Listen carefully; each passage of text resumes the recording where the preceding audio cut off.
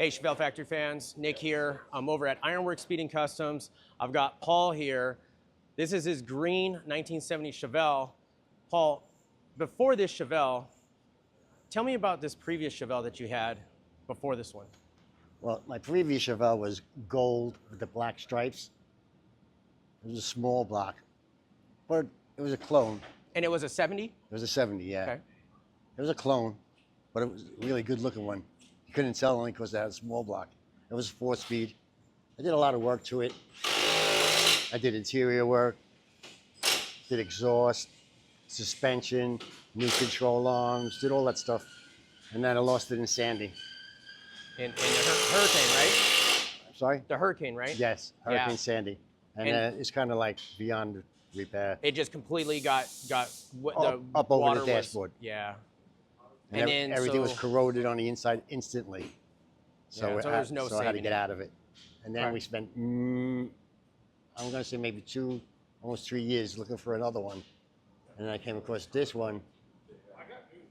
And it's an automatic, even though I wanted a 4-speed, but my boys talked me into getting it. And now that I got it, I really appreciate it. I like it a lot. So what around what year did you obtain this one? It's got to be, Sandy was 12, 13, maybe 2015. Okay. So about 10 years, I think. Okay.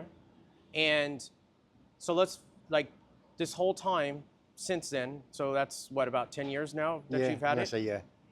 Where did you find the car and originally? Where was it? Was it by you? No, it was in upstate New York. Okay. And it's quite a ways away, but we rented a trailer and we brought it back home. Went and saved it. Now it's yours. Yes. So over the last 10 years, your son Vin was like telling me that I didn't do nothing to the car.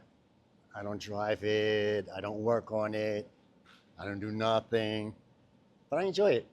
I like it. And you love it the way it was, like a factory car. The only thing in the previous video that I shot with your son, the only thing that I saw was some gauges in the center console and then the gauges underneath. Well, yeah, it has a big tack on the console that they've been torturing me to take out for the longest time. Yeah. But I don't want to take it out because there's holes in it and everything. And I ordered a new applique, so when I do take it out, I can cover the holes up nice. Yeah, and it had, everything was stock on it, me. Big block, sounded good. Yeah. I mean, it sounds good still. Yeah. And then it had some, like, it looked like someone was drag racing it for a while before you. Yeah, that had some or some, I don't even know what's rear suspension, but it was up higher and it had some, like, something for wheel hop. And all. Yeah, it was just crazy stuff. Yeah, so let's fast forward.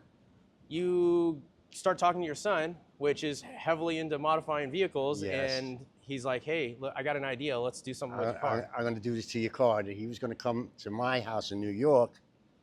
And then he figured he's just better off out here because he's here. Yeah, so you transported it out here? Yeah. From New York? Yeah, he said he got a enclosed trailer to bring it. Okay. And here we are. And since your son, he has a YouTube channel and he does all this car modification and everything, I came across him. He had posted the car, said he was looking for some help, and it all worked out to where all the paths cross perfectly in time. Unbelievable, yeah. It was and here we are at Ironworks. Unbelievable. Ironworks was willing to help out with the car, and you guys have, I mean, your hands are dirty. Your son Paul and Vin are all dirty, and these guys. So these guys are terrific. So let's go and see why everyone's dirty. What did Vin set up for you? Okay. Suspension stuff. Okay, so we have the QA1 suspension. Yeah, let's go look at it. Coilovers all around, sway bars, upper low control arm, 2 liquid control arms. New steering box with steering linkage. Yeah, we got a close ratio steering box. You got the crushless, or do I put in new tie rod ends and new outers. I did that, and we got the back with the coilovers. And rear disc brakes. So before it was drum. Yep. And this is a factory rear axle, and basically just upgrade it to. I think it. What are we working with? What kind of brakes are? They're bare brakes. Bare brake system. And then you also got the QA1 rear bars and upper bars. I don't know if you can see. Yes, all of them. Upper, lowers. Yeah. And they have sway the bar. torque rods here. Yeah. It's like super nice. So this is going to be a solid upgrade. Now, Now, I mean, these are coilovers on it. You got disc brakes in the rear now. What was one of the criterias that you begged, like, hey, don't go overboard with my ride because I like my baby? I like it. I wanted to maintain the stock look, like with the stock wheels, but we had to go to 15s to accommodate the disc brakes in the back. But I wanted the original looking ones. Yep. Which these are nice. Those are nice repos. Yeah, the beauty rings aren't on them right now, but these are 15s, and they're upgrading 15s up in the front as well. Same with some good traditional BFG tires, so that's good. But you know, this car is like, the color is such a nice. You realize it's triple green? Yeah, I didn't at first. When we first shot the car over at your son's shop, he was like, "Oh yeah, triple green." In the video, I was like, "That's like a black top," and then he pulled it out in the sun. Yeah. I'm like, "Man, that is awesome." Even the interior looks almost black. Yeah. It's just cool. Yeah. So your goal was to keep this car in stock form because you didn't want to change. I won't use the word ruin, but you didn't want to alter that vibe. I don't want to alter the look of the car. Handling wise is okay. Yeah. Because he explained everything he would do, and I said it's okay. Handling makes it safer. Yeah. Brakes make it safer. Exactly. The steering box, again, safer. I mean, better performance, better feel, better drivability. But I just wanted to look old school. Yeah, and I think definitely that's being accomplished. Right? You know. I think so. And so after this go around with the suspension, what is the next steps that you guys are going to do with this car?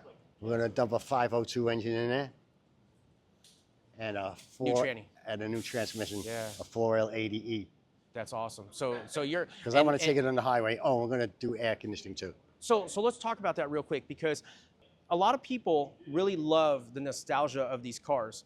But one thing, when you buy one, if you haven't had one in previous years, but like you end up buying one because you're so passionate about getting one, you quickly realize the drivability of them are not up to par to today's standards. And when I say today's standards, is that the highway speeds are higher speed than what was back in 1970.